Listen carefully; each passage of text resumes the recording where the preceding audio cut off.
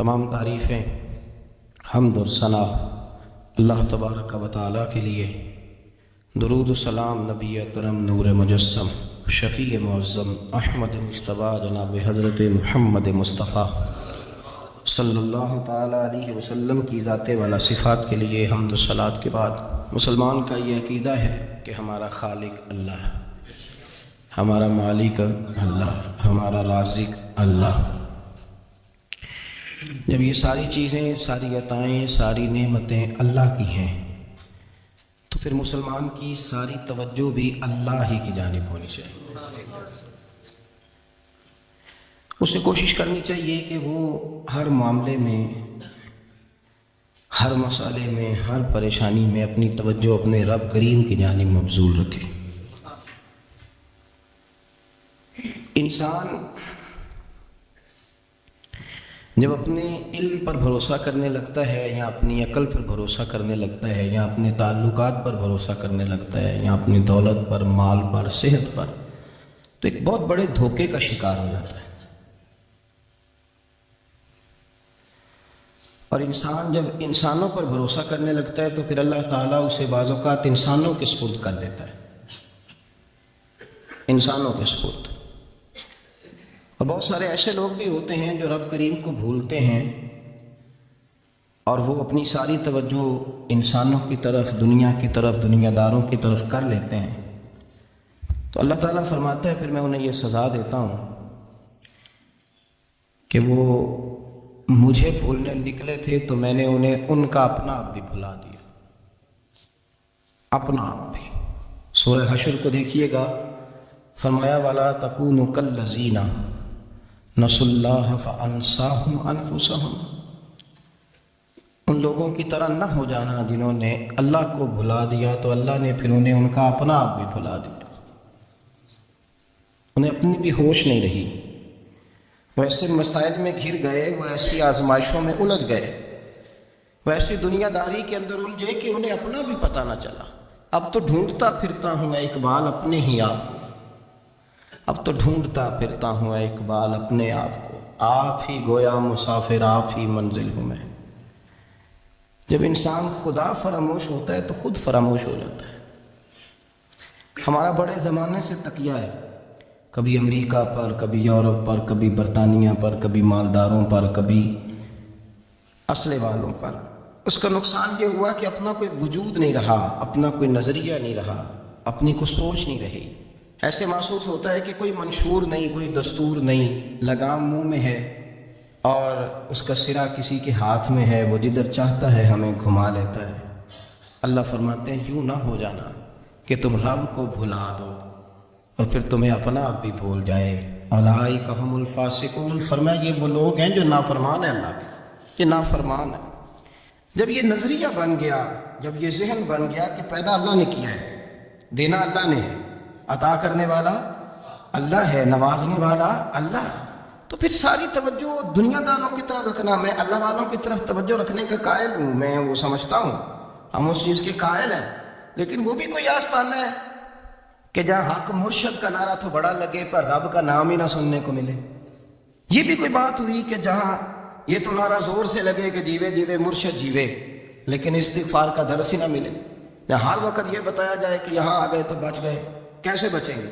میرے رسول پاک علیہ السلام کا دروازہ سب سے بڑا دروازہ ہے، حضور کا دروازہ سب سے بڑا دروازہ ہے، لیکن میرے دوستو یاد رکھنا، نبی پاک علیہ السلام نے بھی لوگوں کو جب رستہ دکھایا ہے تو رب کریم کا رستہ دکھایا ہے، اللہ کا رستہ دکھایا، اللہ کریم کا رستہ دکھایا، لوگوں کو رب کی طرف توجہ کرائی۔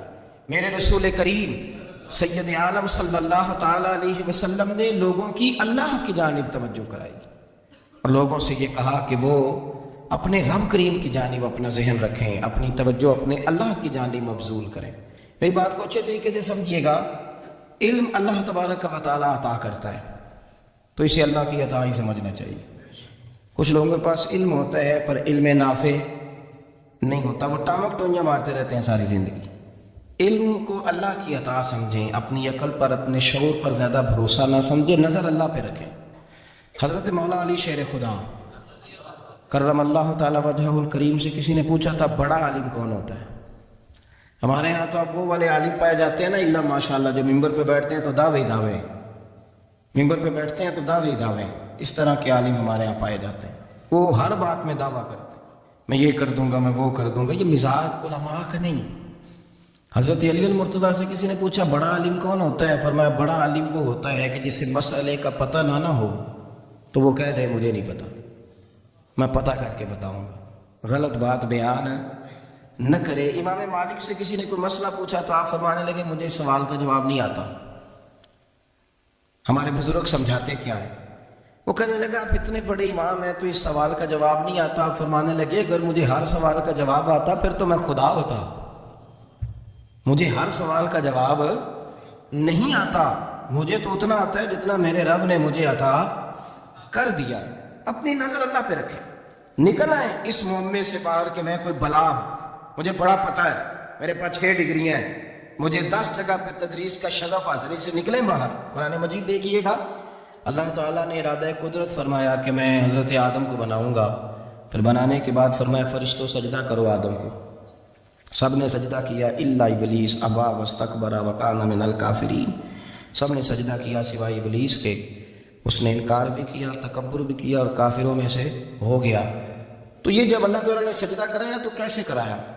اللہ تبارک و تعالیٰ نے نا حضرت آدم کو علم سکھایا خود، وعلم آدم الاسماء کلہا، خود اللہ فرماتے ہیں کہ میں نے جناب آدم علیہ السلام کو تمام اشیاء کے نام سکھائے، سب اشیاء کے نام سکھائے۔ تو وہ چیزیں پھر میں نے نا، اللہ فرماتے ہیں میں نے فرشتوں پہ پیش کی، میں نے کہا کہ بتاؤ ان کے نام کیا ہے، تو فرشتوں نے جو جواب دیا وہ سمجھنے والا ہے۔ اللہ نے چونکہ خود علم سکھایا تھا حضرت آدم کو، جناب آدم سکھایا تھا، لیکن فرشتوں کو نہیں سکھایا تھا۔ تو اللہ کریم نے فرمایا فرشتوں یہ بتاؤ ان چیزوں کے نام کیا ہیں، تو فرشتے کیا کہتے ہیں؟ فرشتے عرض کرتے ہیں قالوا سبحانک لا علم لنا۔ آپ کبھی یقین کریں اس چیز کی لذت لیں تو مزہ آ جائے۔ کہا قالوا سبحانک، کہنے لگے تو پاک ہے، قالوا سبحانک، کہنے لگے تو بھائی آدم علیہ السلام کو نام سکھا لیے، پھر فرشتوں کے سامنے وہ چیزیں پیش کر کے کہا ان چیزوں کے نام بتاؤ، تو فرشتے کیا کہتے ہیں؟ کہتے ہیں قالوا سبحانک، تو پاک ہے، لا علم لنا، ہمارے پاس کوئی علم نہیں، الا ما علمتنا، ہمیں تو اتنا پتہ ہے جتنا تو نے ہمیں سکھا دیا، ہمیں تو اتنا پتہ ہے جتنا تو نے ہمیں، لا علم لنا، ہمارے پاس کوئی علم نہیں ہے، اتنا ہی پتہ ہے جتنا تو نے ہمیں سکھا دیا ہے، اس سے زیادہ ہمارے پاس علم۔ اور یہ کیوں تو نے ہمیں جتنا سکھایا اتنا پتہ ہے؟ فرشتے یہ نہیں کہتے یا اللہ تو زیادہ سکھا، آدم کو دیا تو ہمیں بھی دے، یہ نہیں فرمایا، فرمایا انک انت العلیم الحکیم، اے اللہ تو علم والا بھی ہے اور حکمت والا بھی ہے، تجھے پتہ ہے کس کو کتنا دینا ہے، جتنا تو نے مناسب سمجھا جناب آدم کو دیا، اور جتنا تو نے بہتر سمجھا وہ تو نے ہمیں عطا فرمایا۔ تو اگر آپ کے پاس علم ہے، کہیں نالج ہے، اس کو اللہ کی عطا سمجھو۔ ہمارے ہاں بہت سارے لوگ بن کے بیٹھ جاتے ہیں، میں اکثر کہتا ہوں کہ پھر وہ دعوے کرتے ہیں میرے علاقے والے جاہل ہیں، میرے شہر والے جاہل ہیں، میرے خاندان والے پڑھے نہیں، یہ آپ کا دعویٰ ہے، یہ آپ کو خراب کر دے گا۔ ہم نے بہت سارے ایسے لوگ دیکھے جو بہت بڑے عالم تھے، لیکن اللہ جب لینے پہ آیا تو عقل ہی لے گیا، شعور ہی چلا گیا، حافظے ختم ہو گئے۔ آپ دیکھتے ہیں بڑھاپے میں کچھ لوگ ایسے ہوتے ہیں کہ جن کو یہ بھی یاد نہیں رہتا کہ میرا نام کیا ہے، میں کہاں ہوں، مجھے کدھر جانا ہے، تو اس وقت سے اللہ کی پناہ مانگے اور اپنی نظر اپنے رب کریم کی جانب رکھیں، اللہ کی جانب اپنی نظر کو مبذول رکھیں۔ دوسری بات، علم کے بعد ایک چیز آتی ہے جس کا نام ہے ہدایت، جس کا نام ہے تقویٰ، جس کا نام ہے پرہیزگاری، جس کا نام ہے عمل، عبادت، ریاضت۔ یہ بھی اسی وقت ہی نصیب ہوتی ہے جب میرا رب کریم نصیب فرما دیتا ہے۔ ہم نے نا نیکی کا اپنا اپنا سٹیٹس بنا لیا ہے، اپنا اپنا معیار بنا لیا ہے۔ کچھ لوگ کہتے ہیں کہ جناب مسجد میں سیمٹ کا توڑا دینے سے بہتر ہے کسی غریب کو آٹے کا تھیلا دے دو۔ اب اس نے اپنا مزاج بنا لیا نا نیکی کا، اس نے اپنا سٹیٹس بنا لیا۔ میرا یہ سوال ہے کہ نبی پاک صلی اللہ تعالیٰ علیہ وسلم جب مدینہ شریف آئے تھے تو حضور نے سب سے پہلے غریبوں میں آٹا تقسیم کیا تھا کہ سب سے پہلے مسجد بنائی تھی؟ کیا عجیب لوگوں کا رنگ ہے، اپنی مرضی کی ہدایت، اپنی مرضی کا تقویٰ، اپنی مرضی کا معیار۔ مسجد کوئی بڑا چھوٹا خطیب بھی میری طرح کا ہونا تو وہ مسجد میں بیٹھ کے جب نبی پاک کی بات کرتا ہے تو کہتا ہے میرے رسول پاک غریبوں کا سہارا بن کے آئے. وہ غریبوں کی بات کرتا ہے، مسکینوں کی، لاچاروں کی، کمزوروں کی بات. تو مسجد ہی تو وہ ادارہ ہے جہاں سے غریبوں کی بات ہو رہی ہے. تو اب لوگوں نے غریب کو اور مسجد کو لڑانا شروع کر دیا. اس کو لڑاؤ کہ مسجد میں پیسے دینے سے بہتر ہے آپ غریب کو آٹے کا تھیلا دے دیں. آپ یہ کیوں نہیں کہتے کہ مسجد میں بھی آپ تھوڑا دیں ایک سی مٹکا اور ساتھ غریب کو بھی خدمت کریں؟ یہ کیوں نہیں تقویٰ؟ اپنی اپنی مرضی کا مزاج، اپنی اپنی. کچھ لوگ کہتے ہیں چھوڑو جی، ساری زندگی انسان نماز پڑھتا رہے اور پھر گالیاں بھی دیتا رہے، بندہ داڑھی بھی رکھ لے اور جھوٹ بولنا بھی نہ چھوڑے. تو یہ آپ نے اپنے پاس سے تقوی کا معیار بنایا. گالی دینے کا گناہ ہے اور داڑھی رکھنے کا ثواب ہے.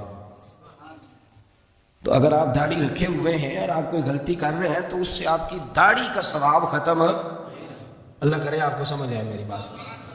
آپ کوئی غلطی کر رہے ہیں، داڑھی کا ثواب اس سے ختم، وہ اپنی جگہ پہ قائم ہے. اپنی مرضی کا کیوں تقوی کا معیار بناتے؟ تقوی کا مزاج اپنی مرضی کا نہ بناؤ. اللہ کی بارگاہ سے دعا مانگو کہ یا اللہ ہمیں ہدایت کا نور عطا فرما. اللہ تو ہمیں رستہ دکھا، تو بتا کہ ہدایت کیا ہے. ترا فرماتا ہے اللہ ولی الذین آمنوا، اللہ مومنوں کا مددگار ہے. یخرجہم من الظلمات الی النور، وہ انہیں اندھیروں سے نکالتا ہے اور نور کی طرف روشنی عطا فرماتا ہے. اندھیروں سے نور کی طرف اللہ لاتا ہے. اللہ ولی، اللہ مومنوں کا ولی ہے، وہ انہیں اندھیروں سے نور کی طرف نکالتا ہے. ہدایت ہمیشہ اللہ کی طرف سے سمجھو. جب وہ نماز کی توفیق دیتا ہے تو اپنے فضل سے دیتا ہے، جب وہ ذکر کی توفیق دیتا ہے تو اپنے فضل سے. ہم سمجھتے ہو جی فلانا نہیں پڑھ رہا بڑا بیوقوف ہے، فلانا نہیں پڑھ رہا، تو کیا اپنی عقل کے طور پہ پڑھ رہا ہے؟ میں جی اللہ کے فضل سے 2 پارے پڑھتا ہوں، تو کس پہ احسان کرتے تو 2 پارے پڑھ کے رویا کر. اگر مالک تو بڑا قریب نہیں. بڑے لوگ ہیں جن کو پورا قرآن نہیں حفظ ہے پر انہیں پڑھنے کی توفیق نہیں. تو نے فضل کیا اور مجھے توفیق دے دی ہے پڑھنے. رویا کر، پڑھ کے رویا کر. راتی ساری کر زاری، وہ نیند اکھاں تھی توندے تے فجرے وہی گناہگار کہاون سب تو نیوے ہوندے. مہربانی کرے، ڈرے، نیکی کرے تو پھر ڈرے، پھر احساس پیدا کرے، پھر اپنے اندر وہ کمزوری لائے کہ توبہ توبہ مجھے تو پتہ ہی نہیں، تو جانتا ہی نہیں. حضرت سیدنا امام اعظم ابو حنیفہ رحمۃ اللہ تعالی علیہ کے ساتھ ایک شخص کہتا میں نے نماز پڑھی تو عشاء کی نماز تھی. یہ جو لوگ بڑے ہوتے ہیں نا،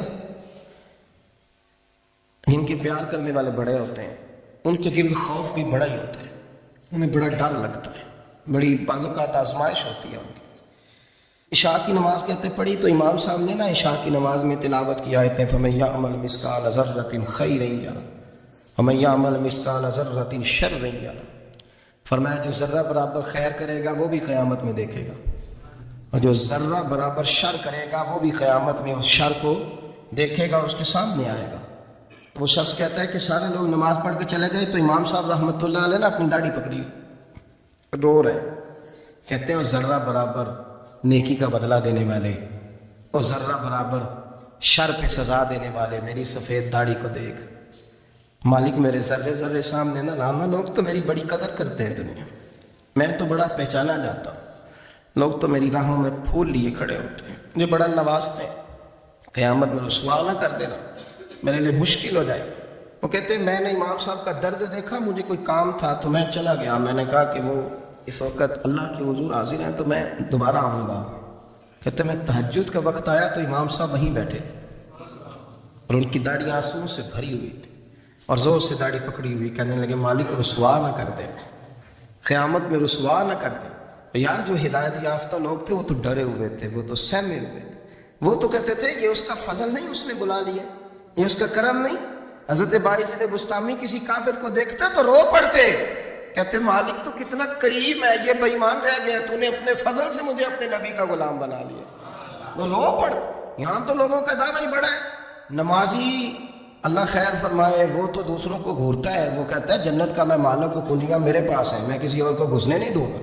اور اگر 2-3 حج کر لے تو پھر تو وہ کہتا ہے کہ ہم میرے سے پوچھ کے لوگ جنت میں جائیں گے معاذ اللہ.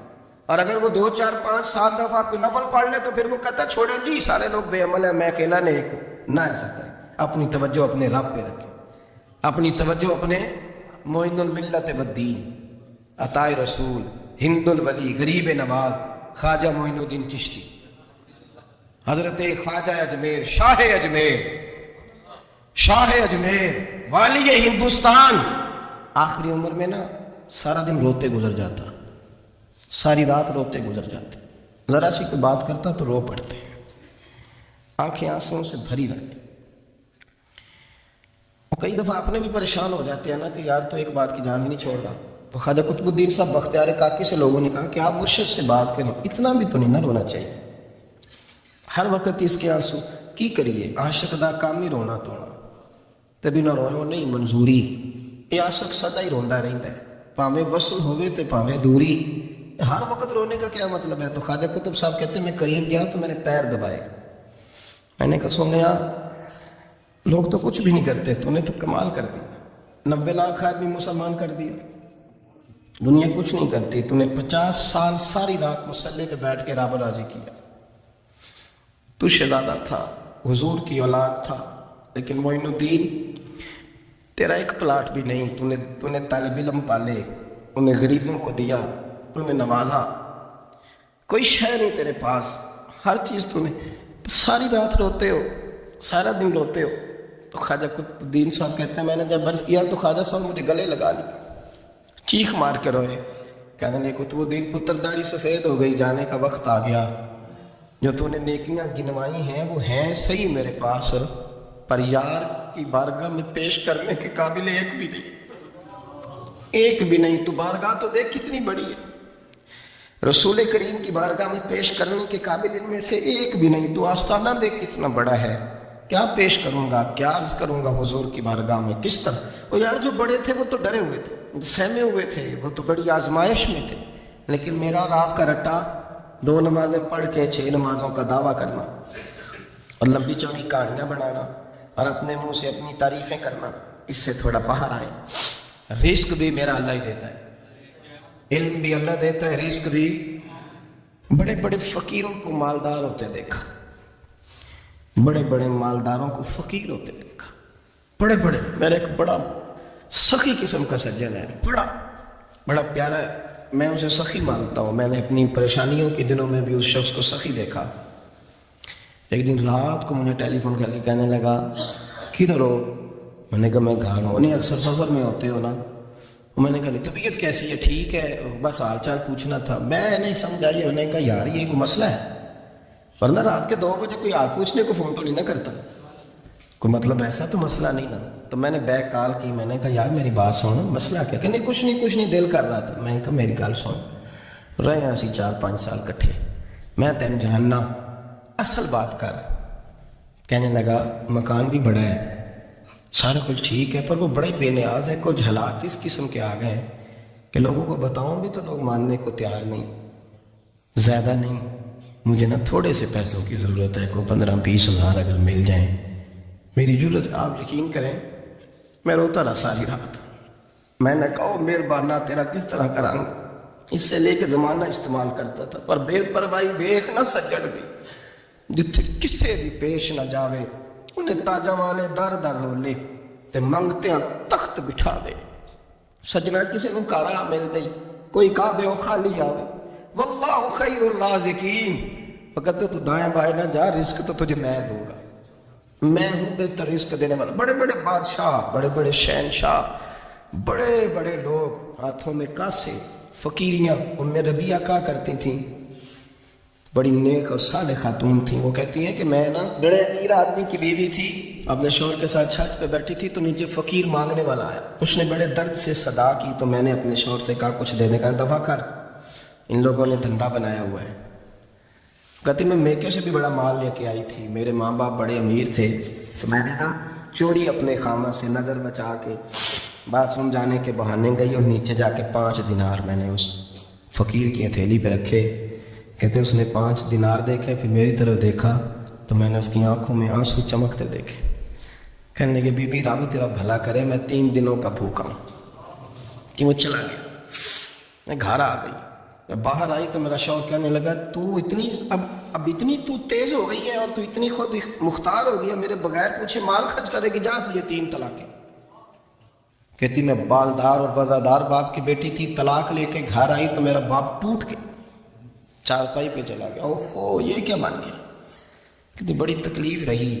1-2 سال کے بعد میرے ابا نے میری شادی کر دی. اب جس شوہر کے پاس گئی وہ بڑا نیک تھا, پرہیزگار تھا. اللہ نے بہترین صلہ دیا. کتنی چھت پہ بیٹھی تھی, دروازے پہ فقیر آیا. میں نے شوہر سے کہا کچھ دے دوں. کہنے لگا 5 نہ دینا, 15 دینا, 20 دینا, میں فقیر ہوں, میں نے فقر سے دولت دیکھی ہے, ایسے خالی نہ لوٹانا. کہتی ہے کہ میں نیچے گئی اور جب میں نے اس کی طرف دینار بڑھایا تو میری چیخ نکلی, پیسے پھینک کے میں بے ہوش ہو کے گری. میرا شوہر نے آ کے اٹھایا, اندر لے گیا, پانی منہ پہ چھڑکا. کہنے لگا تجھے کیا ہوا؟ کہنے لگی یہ جو مانگنے آیا یہ میرا پہلا شوہر تھا. وہی تھا جو کہتا تھا کہ تو 5 دینار دے آئیے, جا تجھے 3 طلاقیں. پڑھو نا حدیث پاک. میرے نبی پاک علیہ السلام نے فرمایا ایک بندہ گنجا تھا. گنجا, کوئی ترتیب آگے پیچھے ہو جائے تو مفہوم کے لحاظ سے, لیکن میں مفہوم اس کا واضح کرتا ہوں. ایک گنجا تھا, کوئی شے نہیں تھی, سر پہ بال بھی نہیں تھے, رویا کرتا تھا. اللہ تعالیٰ نے فرشتے کو بھیجا, تجھے کیا چاہیے؟ تو کہنے لگا بال آ گئے اور تھوڑا مال آ جائے. فرشتے نے ہاتھ پھیرا تو بال بھی آ گئے تو بکریاں بھی آ گئیں, لائنیں لگ گئیں, مال ہی مال ہو گیا. دوسرے کے پاس گیا, وہ کوڑا تھا. اس کو جا کے کہا کیا چاہیے؟ کہنے لگا شفا ہو جائے اور کچھ اللہ تعالیٰ آسانی کر دے. شفا بھی ہو گئی, گائے بھی دے دی, بھینسیں بھی دے دی, مال ہی مال ہو. پھر ایک کے پاس گیا, وہ اندھا تھا. تجھے کیا چاہیے؟ اس نے کہا آنکھیں ملنے اور کچھ ساتھ اللہ مال دے دے. اونٹ ہی اونٹ ہو گئے. جب بڑا نواز دیا تو پھر مالک نے امتحان لینے کا ارادہ کیا. یاری تیری سونا ہے پر آزمائشاں بھی تیریاں آگ. آزمائشاں تیریاں, صحیح کہہ رہا ہوں, آزمائشاں تیریاں. یاری تیری سونا ہے پر آزمائشاں تیریاں. یہ سونا پرکھیا جامدائی, پہلو نا لگاں دے لگ. اللہ نے فرمایا آزمائش کرو. سب سے پہلے گنجے کے پاس آئے, ان سے کہا اللہ کے رستے میں کچھ دیکھا نہیں لگا, میرے خرچے ہی بڑے. دیکھو تو صحیح کتنی مشکل میں وقت گزارتا ہوں, حال ہی کوئی نہیں. تو اس نے کہا میں نے تو سنا ہے تو گنجا اور بھوکا ننگا تھا. کہنے لگا میں تو جلدی پوچھتی رہی زیادہ میں, تو یہ کس پاگل نے کہا ہے بھاگ جا. اس نے کہا اچھا جیسے تو تھا ویسے ہی ہو جائے. کھیت کھلیان اجڑ گئے, پھر سے گنجا ہو گیا. حضور علیہ السلام فرمانے لگے. پھر وہ اس کے پاس گیا جو کوڑا تھا, اسے کہا کچھ دے. کہنے لگا خرچے ہی بڑے. اب پوچھ لیں کسی امیر آدمی سے, کہے گا چکی کے نیچے ہاتھ ہے میرا, میرے سے زیادہ تو پریشان بندہ ہی کوئی نہیں. کیا بتاؤں آپ کو, اتنا ٹیکس ہے, اتنا جرمانہ ہے, فلانی شے, بڑا کچھ گنواتے ہیں لوگ. اس نے کہا میں نے تو سنا تو پہلے کوڑا تھا. اس نے کہا جا دوڑ جا, میں تو رئیس اعظم ہوں, دادا بھی پردادا بھی اور ساری نسل ہی. اس نے کہا اچھا جیسے تو تھا ویسے ہی ہو جائے. پھر وہ گیا اندھے کے پاس اور جا کے کہا اللہ کے نام پہ کچھ دے. تو کہنے لگا رب کے نام پہ؟ یہ کھڑے ہیں اونٹ جتنے تیرے دل کرے لے جا. اس نے کہا کیا معنی اس بات کا؟ کہنے لگا یار تجھے کیا بتاؤں, میں تو اندھا تھا, میں نے تو کبھی دنیا دیکھی نہیں تھی. پھر اس کریم نے فضل کیا تو مجھے بڑا کچھ دکھایا. میں کیا بتاؤں, میرا دل کر رہا ہے کہہ دوں کہ. پھر اس نے کعبہ دکھایا, پھر اس نے روضہ رسول دکھایا, پھر اس نے ریاض الجنہ کے سجدے دکھائے, پھر اس نے اپنے محبوب کے دروازے کی رونقیں دکھائیں. اس نے بڑا کچھ دیا, اس نے بڑا نوازا. میرے پاس تو شاید میں بدکار پرانا خادم, کسے در ملی نہ ٹوئی. واصف یار نے نظر جو کی تھی پھر واصف ہی ہوئی. یہ تو اس کا کرم ہوا. تو یہ وہ کہنے لگا تو اللہ کے نام پہ جان مانگ, میں وہ بھی دینے کو تیار. میرے پاس تو شے کوئی نہیں تھی, مجھے تو اپنا پتہ ہے, میں تو کوئی شے نہیں تھا, کچھ نہیں تھا میرے پاس. یہ تو ان کا کرم ہے کہ رخ ان کا ادھر ہے. اور مختصر سی میری کہانی ہے, یہ جو بھی ہے ان کی مہربانی ہے. تو وہ کہنے لگا میں بھی کچھ لینے نہیں آیا تھا, تیری آزمائش ہی کرنے آیا تھا. تیری عزتیں بھی سلامت رہیں گی, تیرا مال بھی سلامت رہے گا, تیری شفا بھی. اپنی زندگی میں کبھی بھی اللہ کی بارگاہ سے توجہ ادھر ادھر نہ کریں. چھوڑے لوگ کیا کر رہے ہیں, دنیا کیا کہہ رہی ہے, کبھی بھی اپنی توجہ دائیں. ہمارا یہ مسئلہ بن گیا کہ ہماری سیاست ہے, ہماری دنیا داری ہے, ہم بندوں کو راضی کرنا چاہتے ہیں. ہم دیکھتے ہیں کون کس طرح, اور آپ یقین کریں آپ تھک جائیں گے, بندے راضی نہیں ہوں گے, وہ نہیں راضی ہوتے. آپ ان کو منا کے لائیں گے تو ادھر والے نکل جائیں گے, ادھر کو منائیں گے تو ادھر والے نکل جائیں گے. اس چکر سے باہر آئیں, اس رب کو راضی کریں جو فرماتا ہے ان الذین آمنوا وعملوا الصالحات سیجعل لهم الرحمن ودا. فرمایا تو ایمان لانے کے بعد نیک عمل کر, میں لوگوں کے دلوں میں تیری محبت پیدا کر دوں. رحمان لوگوں کے دلوں میں محبت ڈال دے گا, اللہ لوگوں کے دلوں میں. اپنی نظر ہمیشہ اپنے رب پہ رکھیں. اتنی لمبی چوڑی دنیا داروں سے امیدیں نہ وابستہ کریں. میں نے دیکھا ہے لوگ کا سب ایسی کرتے ہیں، کبھی اس کے دروازے پہ کبھی اس کے دروازے پہ. ان چکروں سے باہر آئیں اور اپنے رب کی بارگاہ کی طرف توجہ کریں. استغفار شوق سے پڑھا کریں. اور اکیلے میں نا، اکیلے میں حضرت رئیس المتکلمین مولانا نقی علی خان صاحب رحمۃ اللہ نے لکھا ہے کہ فرعون 500 سال حکومت کر گیا. یہاں تو 5 سال کی حکومت کی پیر لڑکھڑاتے ہیں. 500 سال. فرماتے اصل وجہ یہ تھی کہ دنیا جب سو جاتی تھی نا تو اوپر چادر لے کے تو مصلے پہ بیٹھ جاتا تھا اور ہاتھ باندھ کے کہتا تھا رب تو ہی ہے، میرا پردہ نہ کھولنا، مالک تو ہی ہے، کرم نوازی کرنا، میری پکڑ نہ کرنا.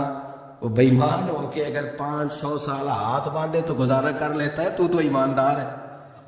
پر مسئلہ یہ ہے کہ تو رات کو بکل مار کے ہاتھ نہیں نہ باندھتا، تو محنت نہیں کرتا، تو استغفار نہیں کرتا. توبہ کرے تو بچے رہے. وہ اتنی لمبی حکومت کر گیا جو کہ رات کو کہتا تھا مالک رب تو ہی ہے، لیکن مہربانی فرما، میری پکڑ نہ فرمایا تو اللہ نے تو اس کو مہلت دے دی.